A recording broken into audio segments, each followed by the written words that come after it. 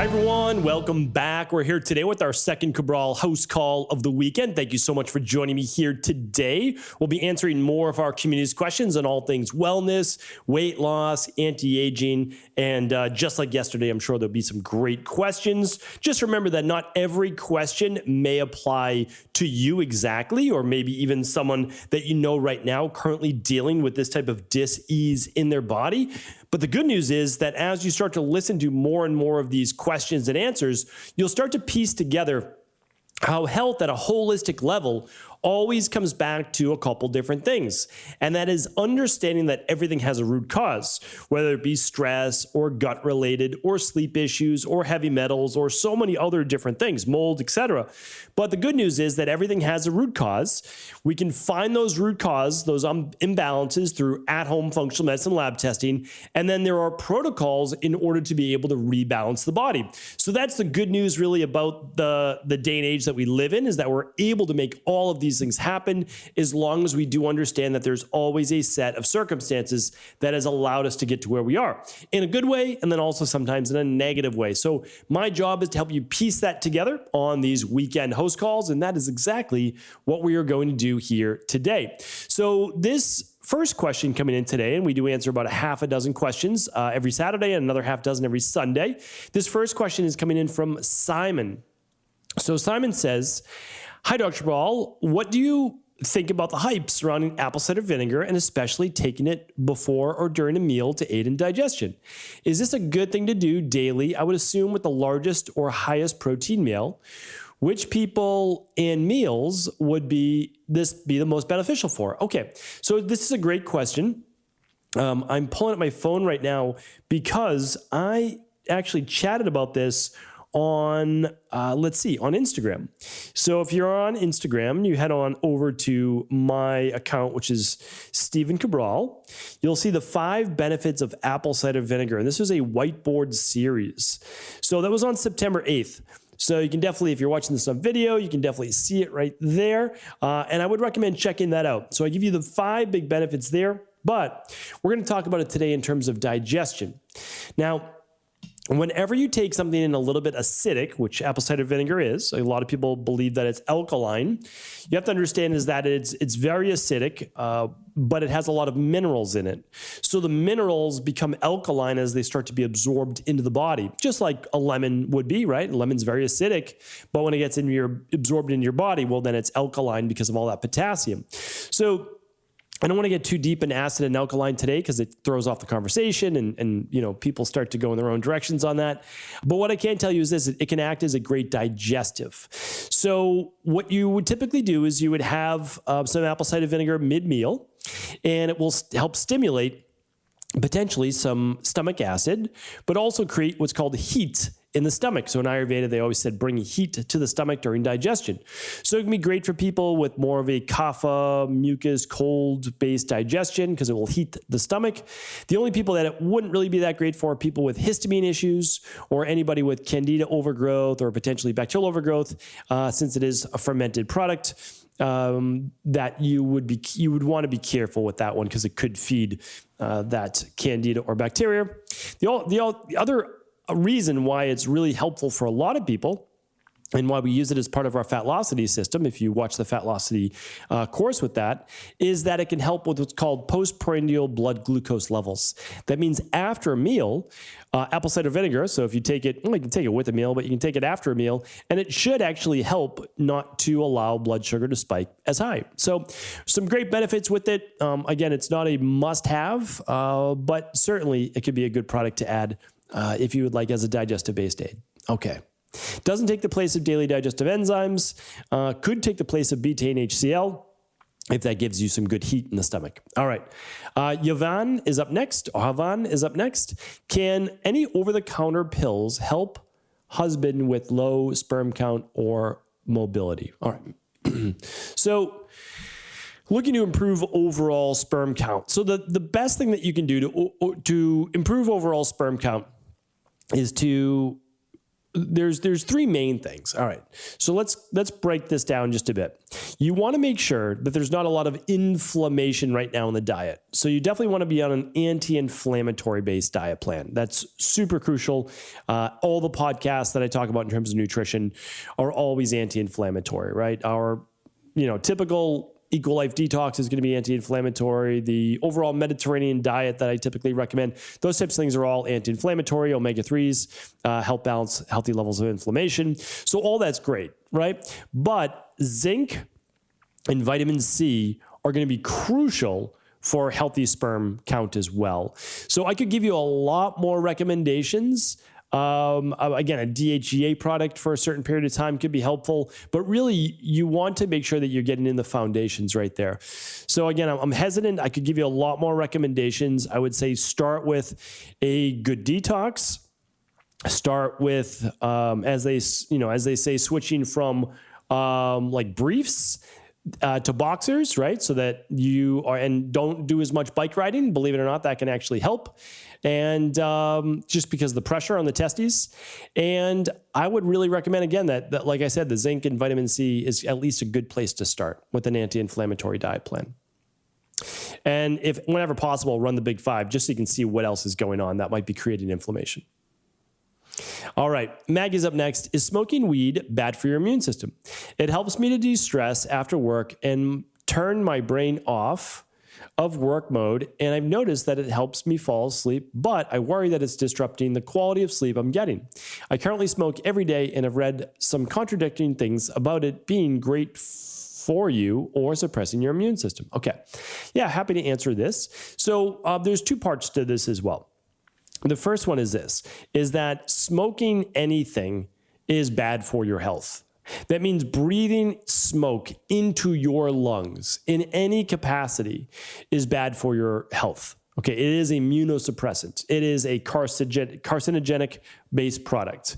I don't care if it's candle smoke, incense smoke, any smoke that you breathe in is toxic to the lungs. Now, there are a couple of exceptions, like using an herb called mullein and using it with some Native American-based herbs and things like that to breathe it in almost like a huff. You would do that, though not every day. You would do that actually to help with some mucus buildup in the lungs, but I don't want to get too deep into that. So what I would say is you don't want to breathe smoke in general. But let's just say, okay, you don't need to smoke marijuana. You could instead take an edible. You could take liquid THC. You can do whatever you'd like in terms of getting cannabis into your system. So the thing though is this, is that with chronic use at least, it does seem to be immunosuppressant or have immunosuppressive based qualities. And this is actually seen to be somewhat beneficial in certain people with autoimmune issues if they're not finding out the root cause, because a lot of the autoimmune issues, it's actually suppressing that part of their immune system, which is really interesting to look at that. But in general, it is, I would say, it's erring on the side, at least what I've seen from the research, to be an immunosuppressant. I wouldn't recommend using it daily. Every once in a while, I have no issue with it. CBD, I'm more apt to recommend than THC a lot of the time. I think you get a lot of benefit from the CBD. And what else could I share with you on this? That I would also look into other things that are not cannabis-based. Like, why not look into a product called Adrenal Soothe, which has phosphatidylserine, it has ashwagandha, L-theanine, a lot of calming-based herbs and amino acids. Or look into full spectrum magnesium, really calming as well. And then even something like the Sleep Help Protocol. So all of these products you can find over at stevencabral.com/equalife. That's always where I'm sending people. So you could do that. And hopefully that answers your question. Good question. Penelope's up next. Hi, Dr. Cabral. I'm writing on behalf of my mom.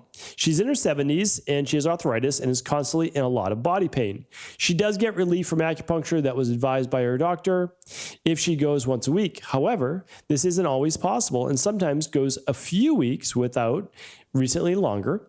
So I was wondering if there is anything else she can do at home that is long lasting to relieve the pain. Thank you for all that you do. Okay.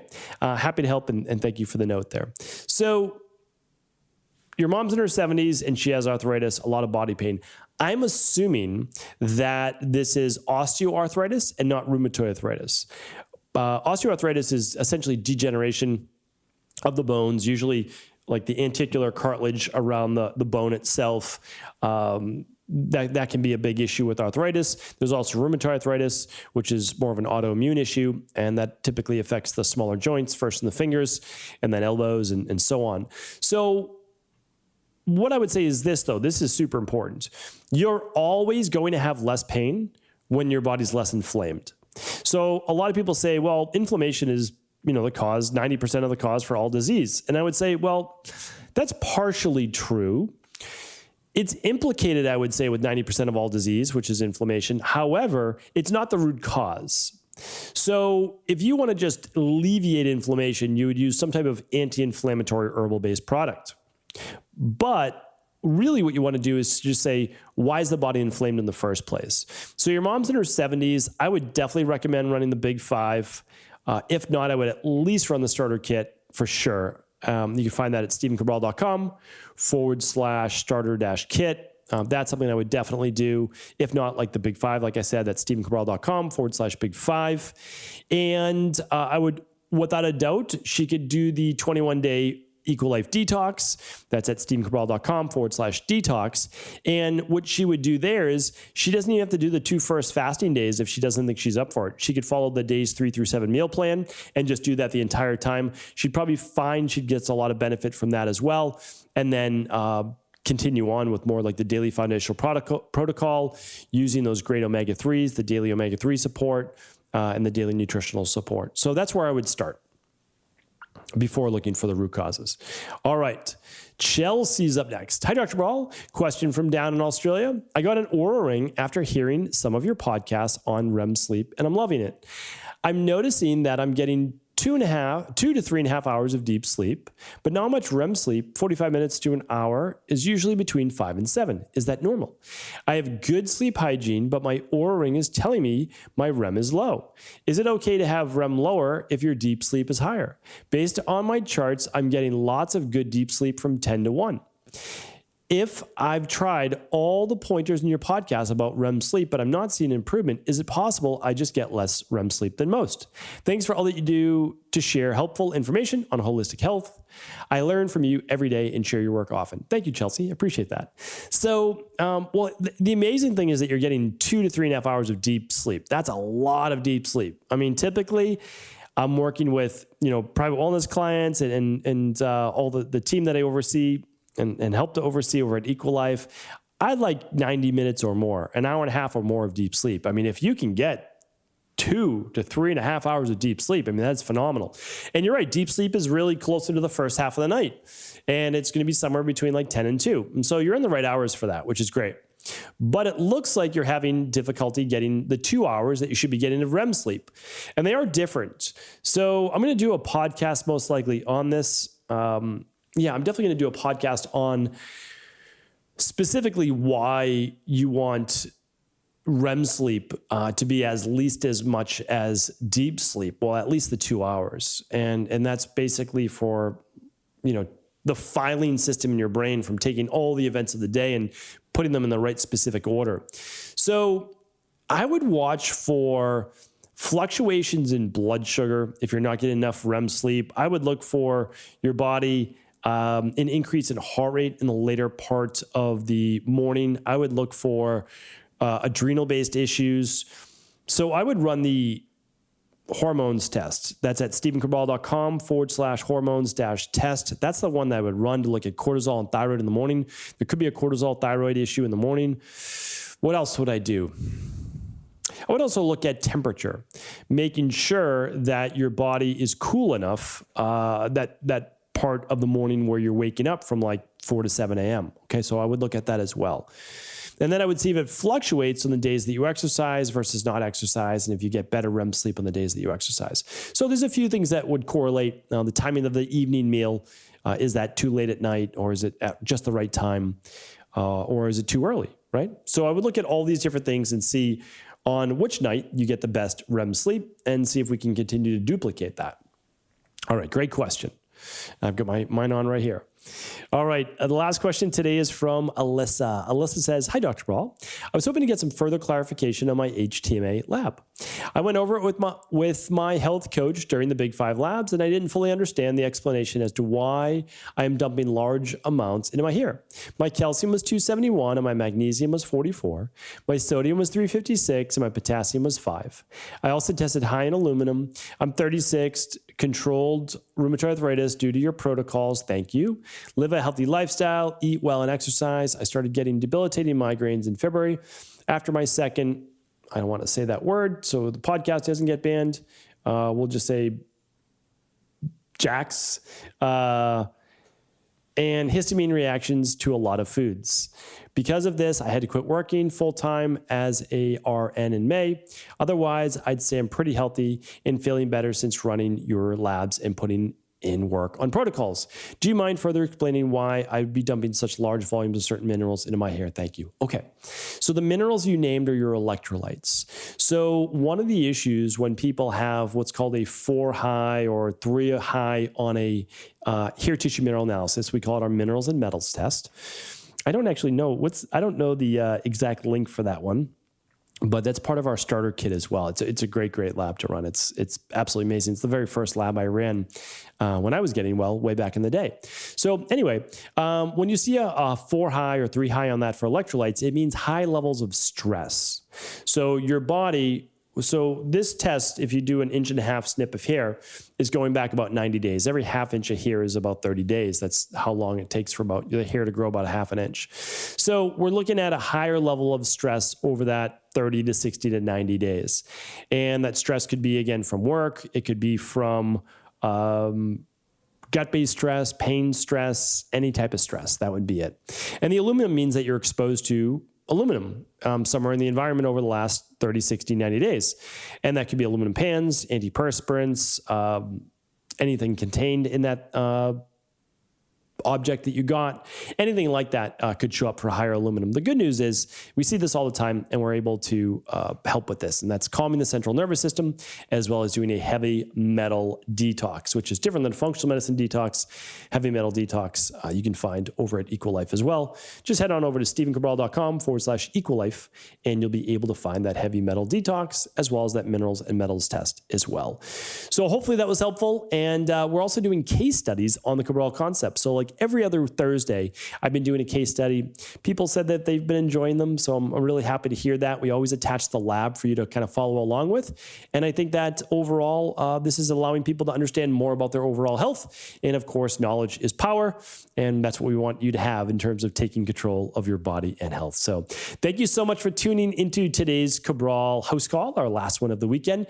I hope you've been enjoying your weekend. I will be back tomorrow with another Mindset and Motivation Monday. Stay tuned, everyone, and take care.